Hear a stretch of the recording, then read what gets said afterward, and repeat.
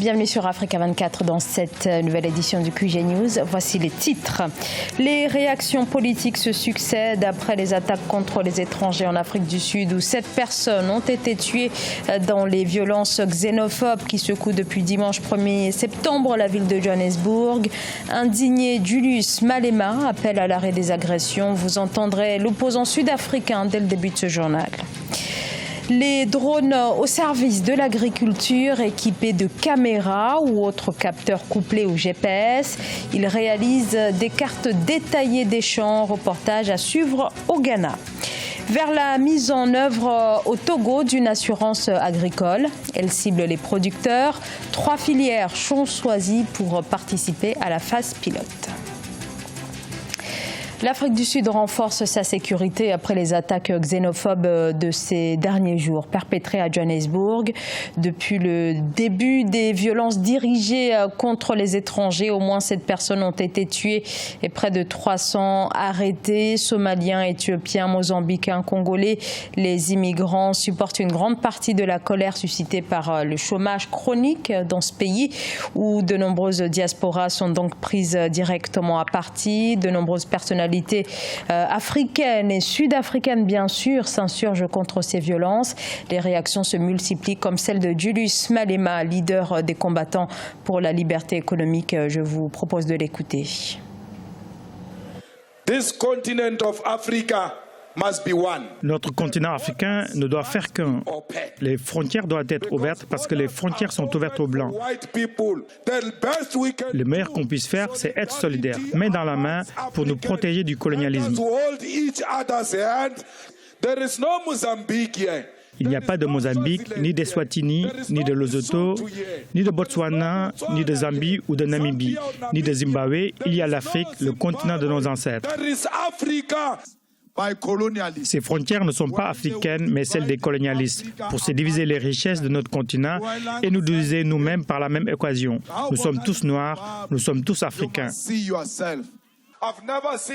Je ne vous vois pas faire ça à un Chinois ou un Blanc qui n'a pas ses papiers ou un Indien. Mais vous attaquez un Africain car vous ne vous aimez pas en tant qu'Africain. L'homme blanc vous a appris à vous haïr vous-même et donc vous tuez les autres Africains. Arrêtez cette mascarade, ça doit s'arrêter aujourd'hui. En Guinée, le chef de l'État Alpha Condé annonce le début de consultations entre les acteurs politiques et les organisations de la société civile à propos de la Constitution. Toutefois, aucune précision s'il compte faire modifier la loi fondamentale afin de pouvoir se représenter en 2020. L'opposition qui attribue au président des tentations d'un 3e mandat se dit contre cette éventualité. Au pouvoir depuis 2010, le président Alpha Condé a souvent contesté la pertinence de la limitation du nombre de mandats.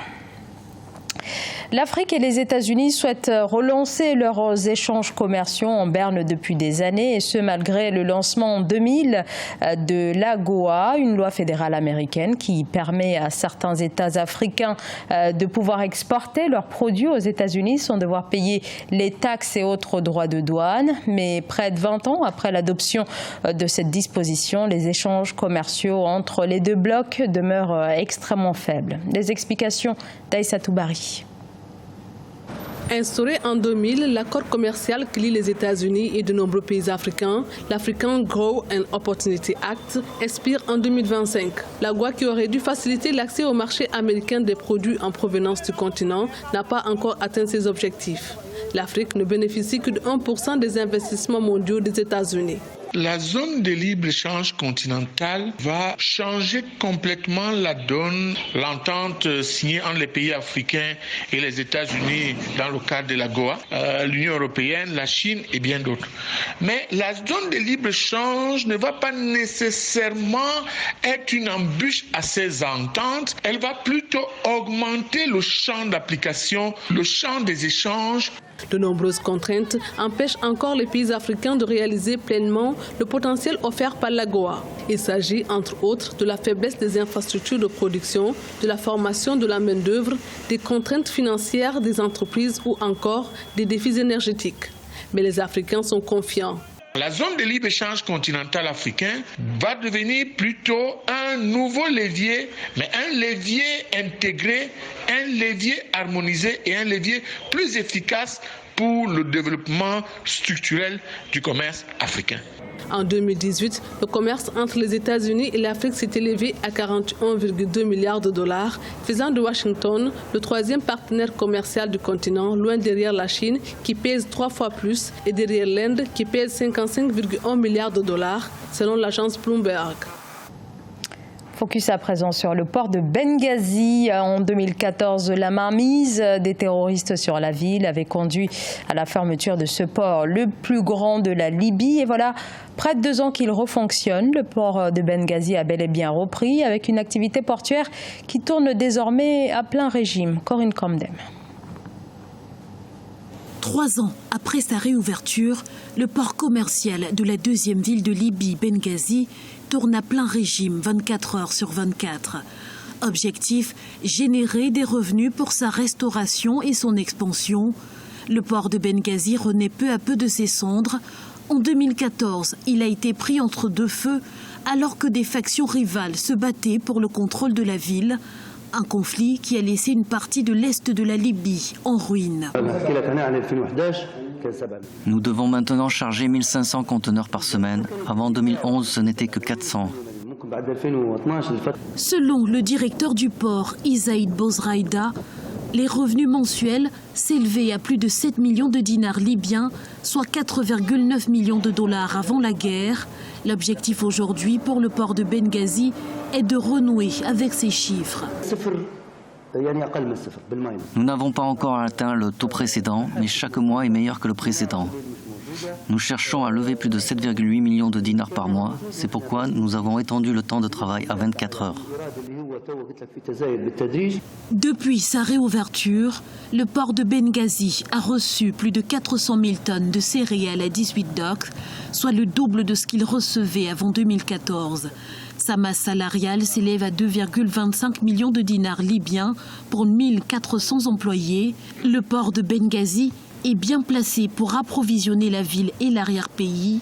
Sa renaissance a donné espoir aux habitants de la ville. Le forum sur la révolution verte en Afrique se poursuit à Accra, au Ghana. Cette année, la conférence est consacrée à la numérisation et à l'usage des nouvelles technologies dans l'agriculture. Domaine où désormais de plus en plus d'acteurs utilisent les drones, des engins qui permettent de cartographier, de surveiller ou encore d'irriguer. En clair, leurs utilisations sont multiples, comme vous allez le voir dans ce reportage signé Oliva Diakotan.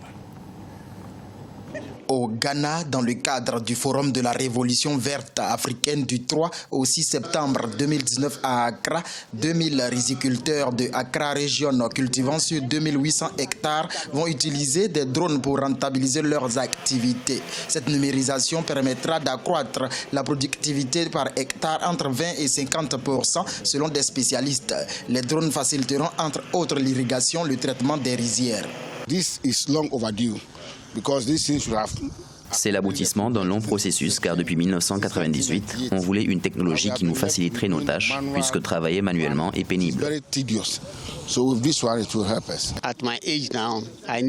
Cette technologie est la bienvenue car à mon âge, j'en ai besoin pour au moins avoir un peu de repos puisque je suis vieux. Développé par le Centre de technologie pour l'agriculture et avec l'aide de l'Alliance pour une révolution verte africaine, ces drones sont utilisables également dans les champs de manioc, de maïs et bien d'autres. L'objectif est de toucher plus de 20 000 paysans ghanéens à l'horizon 2030 avec cette technologie. Le défi pour nous ici au Ghana, c'est qu'il y a des petits agriculteurs cultivant de petites surfaces et qui sont nombreux. Il serait donc bénéfique d'encourager les gens à se regrouper en coopérative pour faciliter l'accessibilité financière des drones, mais aussi d'en tirer davantage profit. Troisième sur 43 pays que prend en compte le rapport 2018-2019 sur la numérisation de l'agriculture africaine. L'agriculture contribue en 2019 à 16,5% du produit intérieur brut du Ghana. Toujours sur ces questions liées à l'agriculture, au Togo, le gouvernement envisage de lancer une assurance agricole destinée aux producteurs. Elle porte sur la gestion et la couverture des risques, une initiative soutenue notamment par la Banque africaine de développement. Et pour l'heure, 3 filières ont été sélectionnées pour la phase pilote. Ameneji. Les agriculteurs togolais pourraient bientôt avoir accès à une couverture assurance. Le bureau Agriculture Résilience Assurance Conseil a été désigné pour analyser la faisabilité de ce projet et l'étude est une initiative bénéficiant des appuis techniques et financiers de la Banque africaine de développement. Disons qu'en Afrique, généralement, l'agriculture est à la merci de la pluviométrie et donc de l'aléa naturel. Donc, il va de soi que ça pose des difficultés aux banques de financer parce qu'il y a la question de couverture du risque. Donc, il va de soi que ce projet d'assurance est une bonne chose qui va permettre à ce que les agriculteurs aient accès au crédit et ça rassure aussi les banques. 3 principales filières, dont celles du maïs, du riz et du coton, sont retenues pour bénéficier de cet accompagnement gouvernemental. Le choix a été effectué selon les principaux types de risques, notamment la sécheresse et l'excès d'eau.